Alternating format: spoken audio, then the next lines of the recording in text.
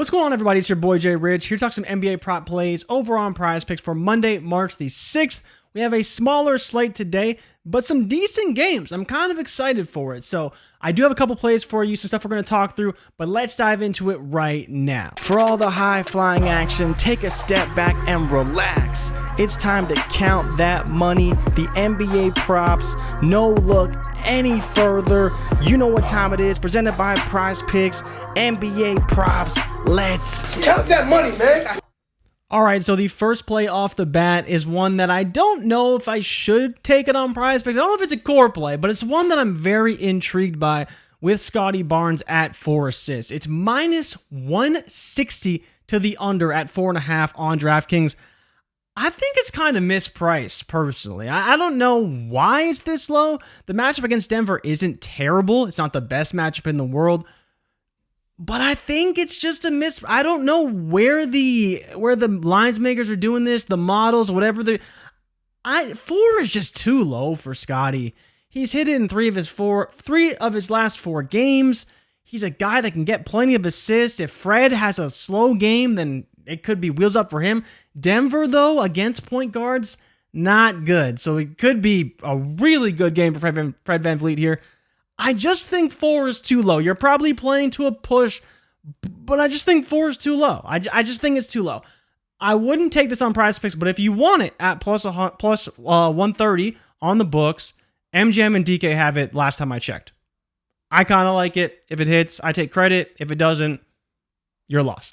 But getting to an actual core play about Scottie, points and rebounds under 20.5, minus 120 to the under. Toughest matchup in the NBA for power forwards. He just hasn't been getting it done. He just hasn't. He's been averaging 17 over his last 5. Even the 100 possession data says he should probably be somewhere around 21.6. He's gone down a lot. Pirtle's getting a ton of rebounds. I don't think Precious is back, so that probably won't affect him too much. But there's too many players, just not enough to go around. I just don't think Scottie's going to get there. He's not scoring very well. He's not rebounding a ton. Matchup isn't great. Should be another under for Scottie. His lines have been dropping, but even at this number at 20.5, I don't mind that. I think it's a fine number to take an under. I think he probably will go under in this one. Like you see, the matchup, the data, it's just not a good matchup for him. But the assists are priced wrong. I'm telling you that. But get into an overplay. Jaylen Brown over 2.5 threes. Tatum will not play in this matchup. I think that heavily favors Brown's scoring. Now, he's playing Cleveland, which is a great defense, especially at times in the backcourt. But he'll probably see a little bit more of Donovan Mitchell. We'll see. So I do like Jaylen Brown quite a bit. They do not play very well against small forwards in terms of allowing three-pointers. So Cleveland will allow some threes. And Jaylen, I believe, in the last games he's played them, he's hit since 2022, he's played them 4 times. He's hit 2 in every single game against Cleveland, and he's taken at least 7. So I think the volume alone tells you he will probably have a good shot of getting there. You see this is minus 125 to the over. He's hitting 2 or he's going over. He's not really a guy who goes way under that number. I don't think that Cleveland will be able to stop him. There will be plenty of opportunities, and with no Tatum, his usage, especially shooting three-pointers and scoring, should be way up. So I definitely like that aspect of Jaylen Brown's game as well. Should see an increased usage. I think this is a great line for Brown. I would be taking the over 2.5. We even projected for right around 3, and the matchup and everything kind of indicates that's a really good spot for him. Next, Brandon Ingram versus Sacramento.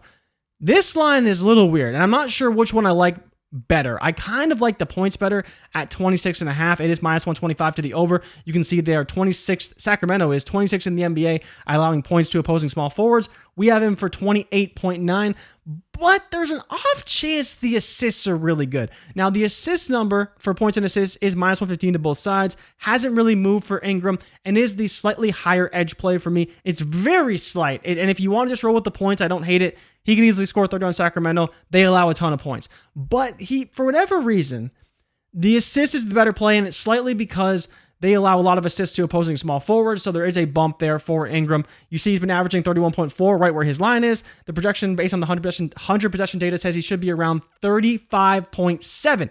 So, aggregate projection, around 34.4. So it's not a bad spot for Ingram. It's really not. And the thing is for me is I kind of like to lean on the points because he's not a big assist guy.